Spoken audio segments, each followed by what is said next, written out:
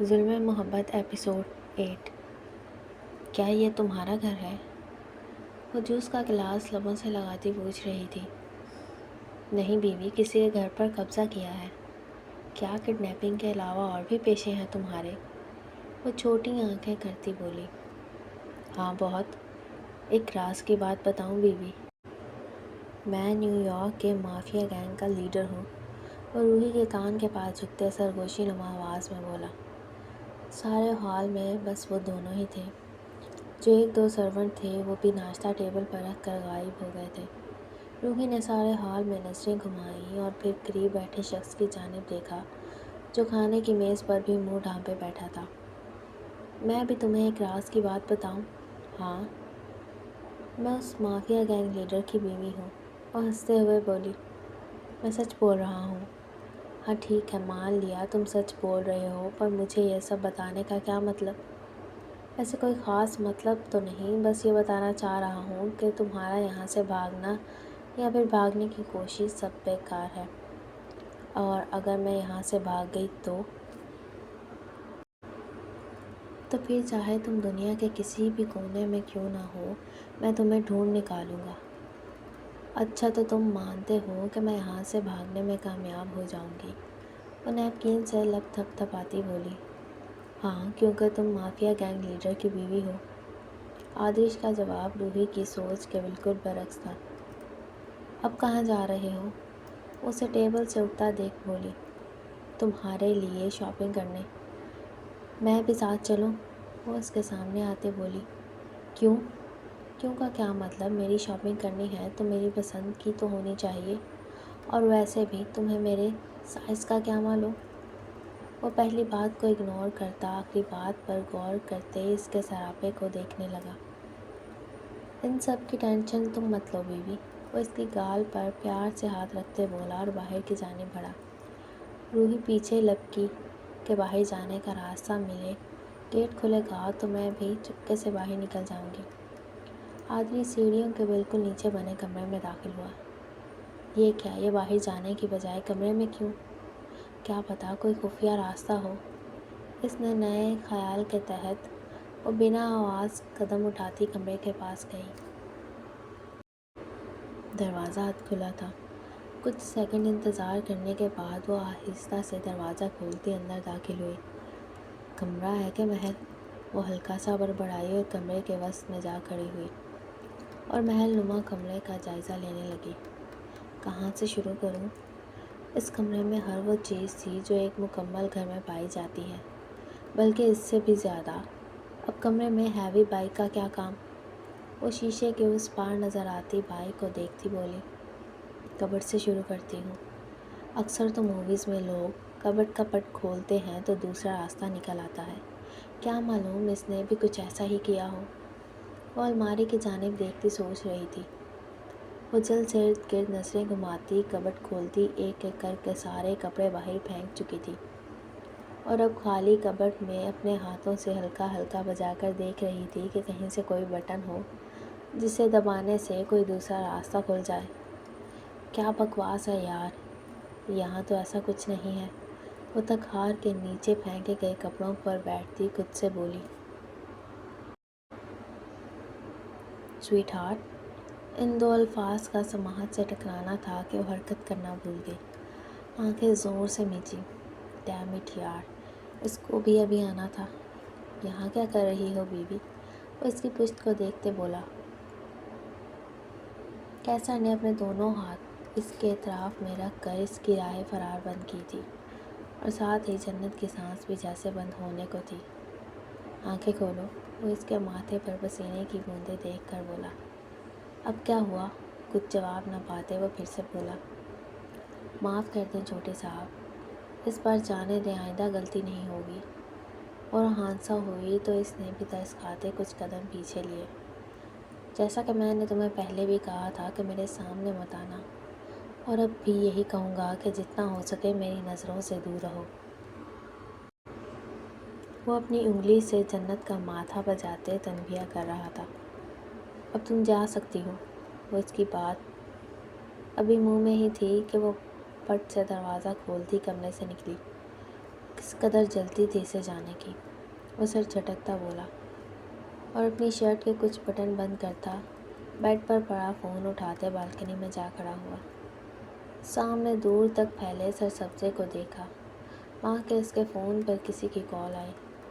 कुछ देर फ़ोन को घूरता रहा, फिर यस करते ही फ़ोन कान से लगाया। हेलो बेटा, कैसे हो? ठीक हो मॉम। कुछ तो वक्त के बाद वो बोला, नाराज़ हो क्या?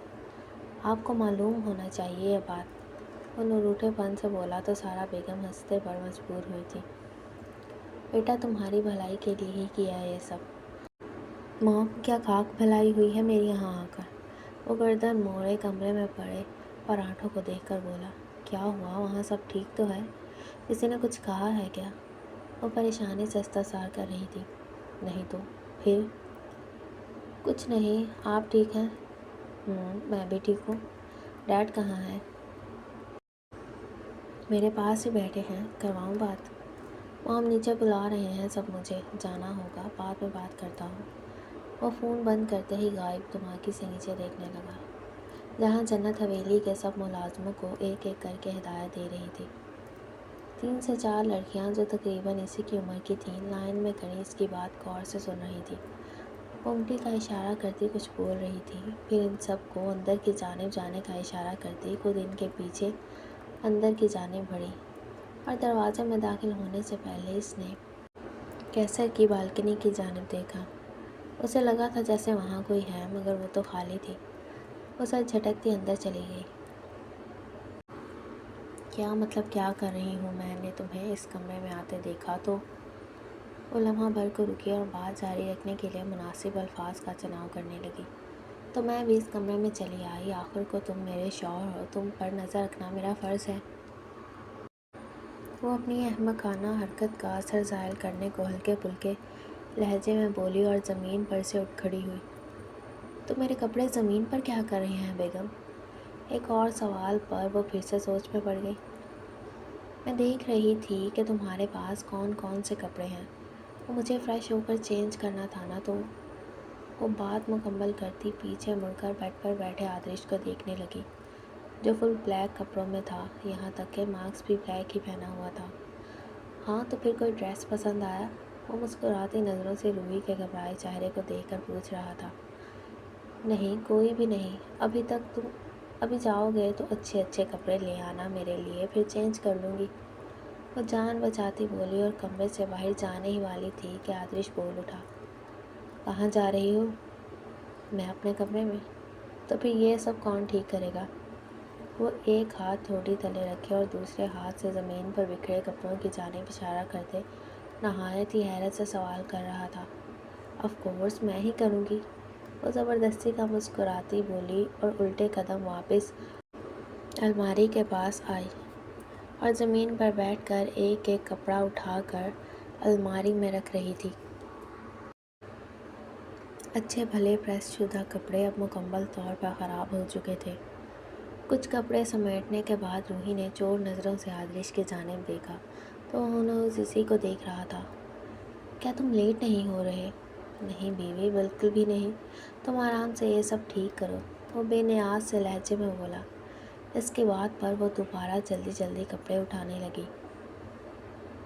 जी ताया जान, आपने बुलाया था? वो स्टडी में दाखिल होते धीमे लहजे में बोला। हाँ बरखुरदार, आओ बैठो, तुमसे कुछ बात करनी थी।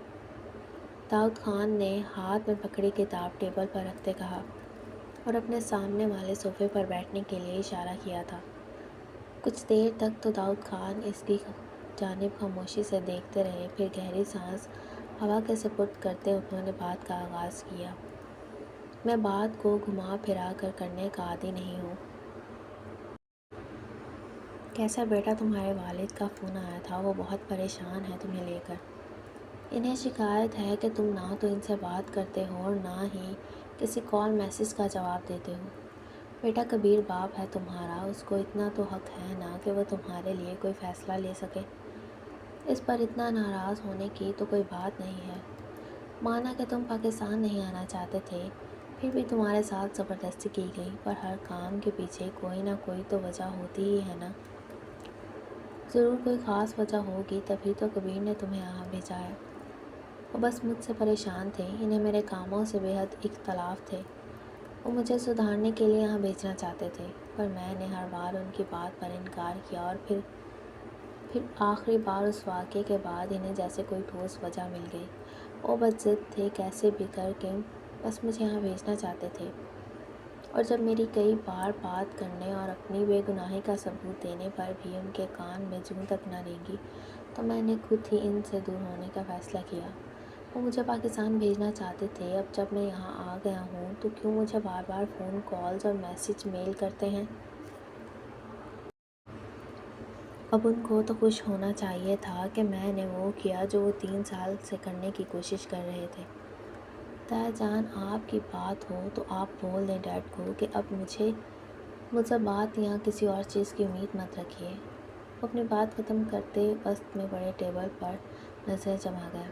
داؤد خان کیسر کی ساری بات کو بہت غور سے سنا تھا، اور آنکھوں میں تیرتی سرخی بھی دیکھی۔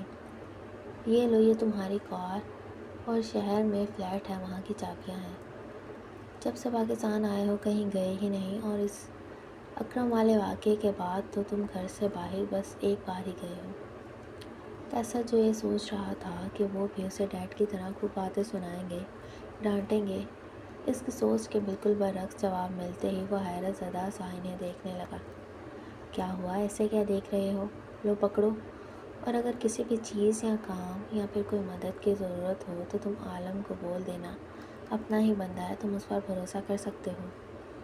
اور اگر کبھی عالم نہ ہو تو تم سیدھا میرے پاس آنا، اور یہ بات بالکل بھی اپنے دماغ میں مت لانا کہ تایا ہے تو مجھے باپ سے بھی زیادہ ڈانٹے گا۔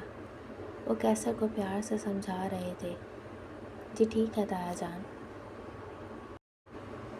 شام کے گہرے سائے ہر سو پھیل چکے تھے۔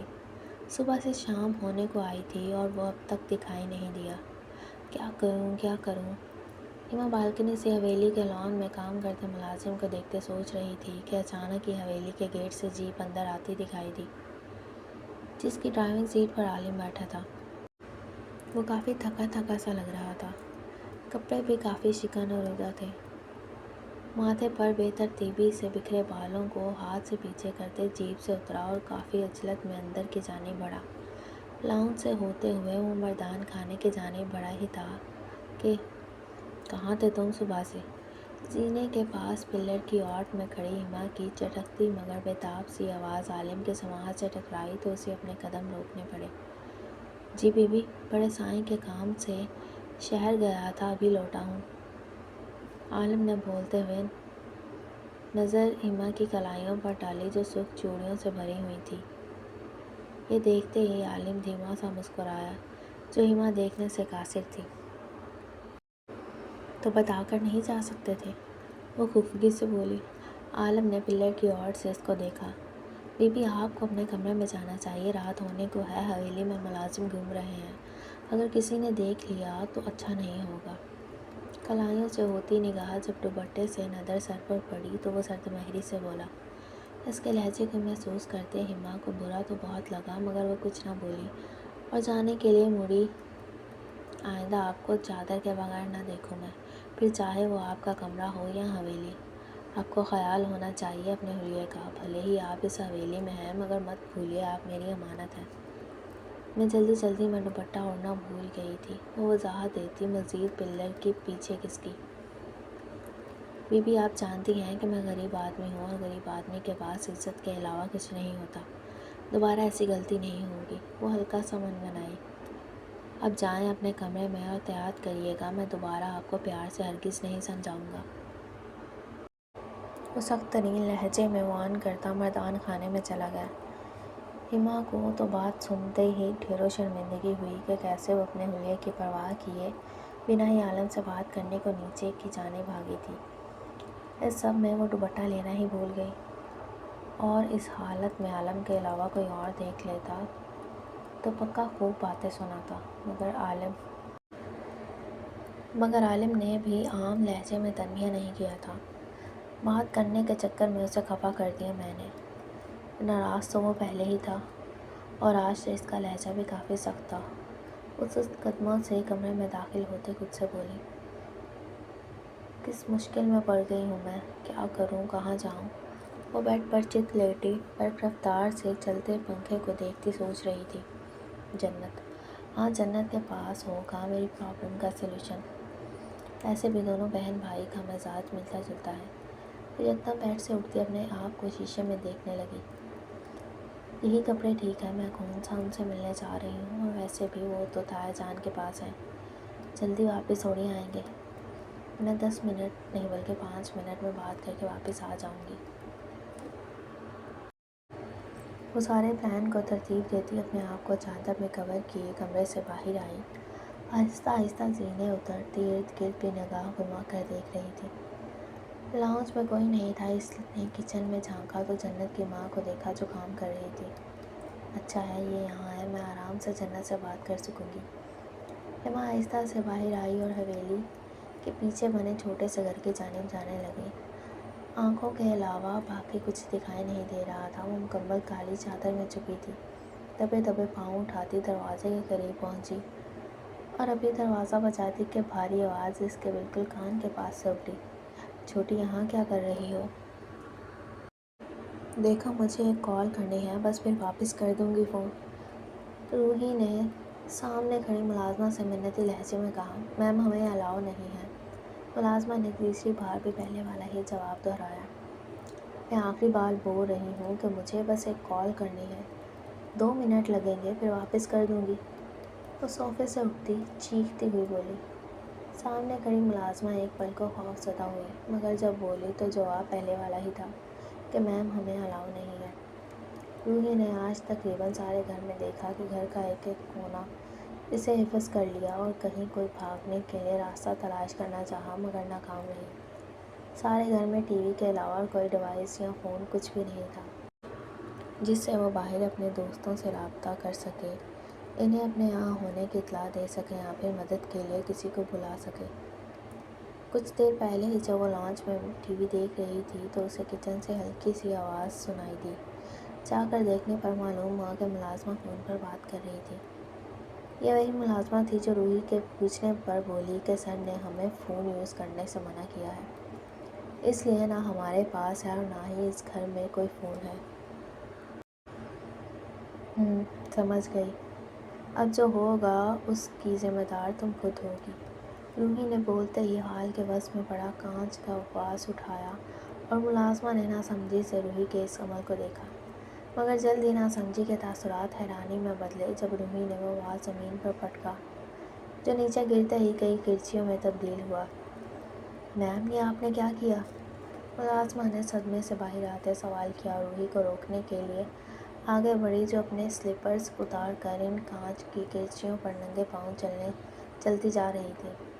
چہرے پر درد کے آثار نمایاں تھے مگر وہ رکی نہیں تھی۔ چلتے ہوئے اس نے پھر سے ہال میں پڑے ایک کانچ کے ڈیکوریشن پیس کو اٹھایا اور موڑ کر ملازمہ کی جانب دیکھا اور بولی، اب بھی تمہارا وہی جواب ہے کیا؟ میم میں مجبور ہوں۔ آپ ملازمہ ابھی بول ہی رہی تھی کہ روحی نے اپنے ہاتھ میں پکڑی شے پوری قوت سے زمین پر پھینکی۔ میم یہ آپ کیا کر رہی ہیں؟ رکیں، ایسا مت کریں، سر بہت غصہ ہوں گے۔ ملازمہ بھاگ کر روحی کے پاس آئی اور اس کے لہولہان پیروں کو دیکھتی گھبرا کر بولی، اور ساتھ ہی اس کے بازو سے پکڑ کر اس کو روکنے کی کوشش کرنے لگی جو اب سامنے نظر آتے ایک اور کانچ کی بنی شے کی جانب جارحانہ انداز میں بڑھ رہی تھی۔ رکیں میم، خدا کے لیے دیکھیں آپ کے پاؤں کس قدر زخمی ہو گئے ہیں، کتنا خون بہہ گیا ہے۔ اگر آپ نہیں رکیں تو میں سر کو کال کر کے آپ کی شکایت لگاؤں گی۔ ملازمہ نے اپنی آخری کوشش کی اسے روکنے کی پر وہ مسلسل کچھ بڑبڑاتی ہوئی حال میں نظر آتی کانچ کی ہر شے کو اٹھا کر زمین پر پٹک دیتی اور ان پر ایک ایک کر کے قدم چلتی اور خود کو تکلیف دیتی۔ وہ پاگل پن کی حد پار کر رہی تھی۔ ملازمہ ایک کونے میں سہمی کھڑی کانپتے ہاتھوں سے بار بار آتش کو کال کر رہی تھی جس نے چھٹی بیل پر کال ریسیو کی۔ سر آپ جلدی سے گھر آ جائیں، آتش کے بولنے سے پہلے ہی ملازمہ نے حلق ترک کرتے کہا، اور روحی کو دیکھا جس نے ایک اور واز ہاتھ میں پکڑا اور زور سے زمین پر پھینکا۔ عجیب سی آواز پر کار میں بیٹھے آدرش نے ایک پل کو فون کان سے ہٹا کر آس پاس دیکھا۔ یہ آواز کیسی ہے؟ سر میم کو پتہ نہیں کیا ہو گیا، وہ پاگل ہو گئی ہیں، خود کو نقصان پہنچا رہی ہیں، گھر کی چیزیں توڑ رہی ہیں۔ آپ جلدی گھر آ جائیں، وہ میری بات نہیں مان رہی اور گھر میں بھی کوئی نہیں ہے۔ Hello hello. ٹو ٹو کی آواز پر آتش نے اپنے دھڑکتے دل سے ہیلو ہیلو کہا، مگر فون کٹ چکا تھا۔ شدید غصے میں اس نے اسٹیئرنگ پر ہاتھ مارتے فون ڈیش بورڈ پر پھینکا اور گاڑی کی سپیڈ قدرے بڑھا دی۔ میں کیا کروں تمہارا بیوی، کیوں مجھے اتنی ٹینشن دیتی ہو؟ وہ دانت پیستے ہوئے بڑبڑایا اور ریڈ سگنل اگنور کرتے ہوئے رش ڈرائیونگ کرنے لگا۔ نیو یارک کی اس چہکتی رات میں اس کی گاڑی ہواؤں سے باتیں کر رہی تھی۔ یہ وہی جانتا تھا کہ وہ کیسے ڈرائیونگ کر رہا ہے، وہ بھی جب اس کا دل اور دماغ صرف روحی پر اٹکا تھا۔ دماغ کی رگیں تنی ہوئی تھی۔ ہما نے پلٹ کر دیکھا تو کیسر اپنی پینٹ کی جیبوں میں ہاتھ ڈالے کبھی گھر تو کبھی ہما کو دیکھ رہا تھا۔ تم نے جواب نہیں دیا، یہاں کیا کر رہی ہو؟ وہ آئی برو جھکا کر استفسار کر رہا تھا۔ لالا، میں اپنی دوست جنت سے ملنے آئی ہوں، وہ یہاں رہتی ہے۔ تو یوں چوروں کی طرح آنے کی کوئی خاص وجہ؟ ہما جتنی دھیمی آواز میں جواب دے رہی تھی، کیسر اتنی ہی اونچا اونچا سوال کر رہا تھا۔ دھیما بولے، میں کسی کو بتا کر نہیں آئی نا، اس لیے۔ کیا تمہاری دوست اس قابل ہے کہ تم رسک اٹھا کر اس سے یوں چوروں کی طرح ملنے آؤ؟ وہ طنز کرتے ہنسنے لگا۔ ہما نے گھور کر اسے دیکھا۔ آپ کو کیسے پتہ چلا کہ میں یہاں ہوں؟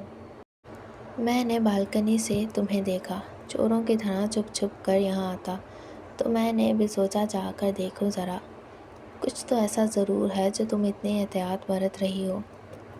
وہ اپنے یہاں آنے کا تجسس بیان کر رہا تھا۔ میں بس اپنی دوست سے ملنے آئی ہوں اور کچھ نہیں۔ اب آپ جائیں یہاں سے، یا آپ گھر میں بھی ساتھ جائیں گے؟ وہ چادر کو ذرا ماتھے پر کھینچتی تنک کر بولی۔ اس وقت وہ سخت الجھن میں تھی، اس بات کا ڈر اسے کھائے جا رہا تھا کہ کہیں عالم نے اسے یہاں دیکھ لیا تو۔ آف کورس ساتھ جاؤں گا، وہ بے پرواہ سا بولا۔ آپ کیا کریں گے؟ دو لڑکیوں کے بیچ کی باتیں ہیں، میں بس بات کر کے آ جاؤں گی۔ نہیں، اب یہاں تک آیا ہوں تو ساتھ بھی جاؤں گا، اور اگر میں آپ کو ساتھ نہ لے کر جاؤں تو ظاہری سی بات ہے میں واپس حویلی چلا جاؤں گا۔ گڈ، وہ بے ساختہ بولی، مگر حویلی جا کر سب سے پہلے چچی جان کو جا کر تمہارے بارے میں بتاؤں گا۔ وہ اپنے 32 دانتوں کی نمائش کرتے اس قدر ڈھیائی سے بولا کہ اب ہما کو اپنا غصہ ضبط کرنا مشکل لگ رہا تھا۔ اوکے ٹھیک ہے، میں آپ کو ساتھ لے کر چل رہی ہوں، مگر وہاں جا کر آپ ایک لفظ بھی نہیں بولیں گے۔ بالکل چپ بیٹھیں گے اور اس بارے میں کسی کو بھی نہیں بتائیں گے۔ انگلی اٹھا کر وارن کر رہی تھی۔ کیسر نے پہلے اپنے سامنے کھڑی اس 1.5 فٹ کی لڑکی کو دیکھا، پھر اس کی چھوٹی سی انگلی کو۔ ڈیل۔ کیسر اپنے ہاتھ کے انگوٹھے کو کالی چادر سے جھانکتی انگلی کے ساتھ مس کیا تو دونوں کا سائز تقریباً ایک سا تھا۔ تمہاری انگلی جتنا تو میرا ایک انگوٹھا ہے، وہ ہنستے ہوئے بتا رہا تھا۔ اچھا مذاق کر رہا ہوں، وہ ہما کی آنکھوں میں غصہ اترتے دیکھتا اپنی ہنسی روکتے ہوئے بولا، اور ساتھ میں اتنی ہی زور سے دروازہ بجایا کہ ہما ایک پل کو اپنی جگہ سے اچھلی۔ کہ کیا کر رہے ہیں لالا، آرام سے، کوئی سن لے گا، پیچھے ہٹیں۔ وہ دبا دبا گرائی اور کیسر کو پیچھے کرتے خود دروازے کے سامنے کھڑی ہو گئی۔ کچھ ہی لمحوں میں دروازہ کھلا اور جنت نے تھوڑی سی گردن باہر نکالتے دیکھا تو ہما کو دیکھتے اس کے چہرے پر جاندار مسکراہٹ در آئی، مگر جلد ہی غائب ہوئی اور ماتھے پر شکنیں نمودار ہوئیں۔ کیسر کے چہرے پر بھی جنت کو دیکھ کر کوئی خاص تاثر نہیں ابھرا تھا۔ کیا ہوا جنت، اندر نہیں بلاؤ گی؟ ہما الجھن زدہ سی بولی۔ آئی ہوپ آپ کو یہ ایپیسوڈ پسند آئی ہوگی۔ اگر آپ کو نیکسٹ ایپیسوڈ چاہیے تو کمنٹ کر کے ضرور بتائیے گا۔ چینل کو سبسکرائب اور ویڈیو کو لائک کریے گا۔ ملتے ہیں نیکسٹ ایپیسوڈ کے ساتھ، تب تک اپنا خیال رکھیں اور مجھے دعاؤں میں یاد رکھیں۔